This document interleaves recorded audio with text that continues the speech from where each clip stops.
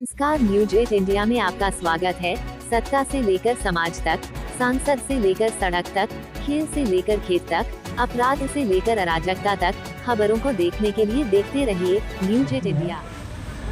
तो हमारे पार्टी के सभी तमाम सदस्य आज बैठक में मौजूद थे।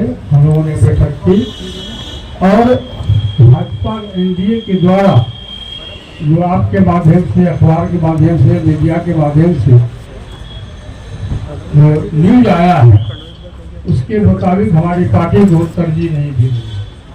काफी निराश की स्थिति है और काफी लोग निराश हैं। और राजनीति करने वाला आदमी कोई साधु का जमात नहीं होता।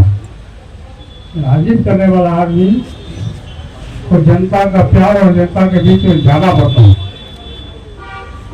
और ये लोकतंत्र का तकाजा है। प्रजातांत्रिक व्यवस्था में जनता सर्वोपरि है, जनता मालिक है। आज हमारे पार्लियामेंट्री बोर्ड की बैठक हुई, अभी 10 मिनट पहले बोर्ड के मेंबर थे। उनका फैसला आया कि जब तक विधिवत भाजपा का लिस्ट प्रसारित नहीं होता है तब तक हमारा आग्रह है, हमारी पार्टी के लोगों का आग्रह है, माननीय राष्ट्रीय अध्यक्ष जी से, माननीय प्रधानमंत्री जी से, माननीय गृहमंत्री जी से, हमारी पार्टी के जो 5 सांसद हैं अपने फैसला पर विचार करें। और जब तक विधिवत लिस्ट की घोषणा नहीं होती है तब तक हम लोग उस लिस्ट का इंतजार करेंगे। घोषणा के बाद यदि हमको उचित सम्मान नहीं दिया गया तो हमारी पार्टी और हम लोग स्वतंत्र है, हमारा दरवाजा खुला हुआ, कहीं भी जाने के लिए हम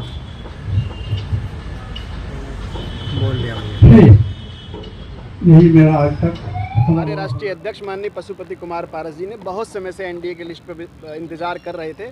आज उन्होंने अपनी पार्टी के सभी सांसदों से, सभी पदाधिकारियों से बैठकर और संसदीय बोर्ड के अध्यक्ष के साथ बैठकर ये पूरा तय किया कि हमें आगे की रणनीति पे क्या करना है। और उस रणनीति को देखते हुए हमारी पार्टी के काला कमान ने, राष्ट्रीय अध्यक्ष ने फैसला किया है कि भारतीय जनता पार्टी जो रूमर चल रहा है उस पर पुनर्विचार करे और हमारी जितनी भी सिटिंग सीट हैं, हम लोग मान लीजिए माननीय पशुपति कुमार पारस जी की हाजीपुर सीट है, नवादा सीट है, समस्तीपुर सीट है, उन तीनों सीटों पर लोक जनशक्ति पार्टी जो है, हमारे अध्यक्ष जी जो है, तीनों सीटों पर चुनाव लड़ेंगे। उन्होंने इस बात को बिल्कुल साफ शब्दों में क्लियर कह दिया है कि भारतीय जनता पार्टी का शीर्ष नेतृत्व एक बार अपने जो उनके लिस्ट वाली जो बातें चल रही है उन पर पुनर्विचार करे, वरना हमारे लिए हर प्रकार के सभी रास्ते खुले हैं और हम किसी भी प्रकार के रास्ते पे जाने के लिए तैयार हैं। क्योंकि राजतंत्र में जैसा वो कहते हैं कि कोई भी आदमी साधु नहीं होता है। राजतंत्र के लिए लोगों के बीच में जाना पड़ता है और लोगों के लिए उनको जवाबदेही बनती है कि आप अगर क्षेत्र के सांसद हैं, इतने पुराने वरिष्ठ नेता हैं, सबसे बड़ी दावेदारी आपकी उस सीट पर बनती है,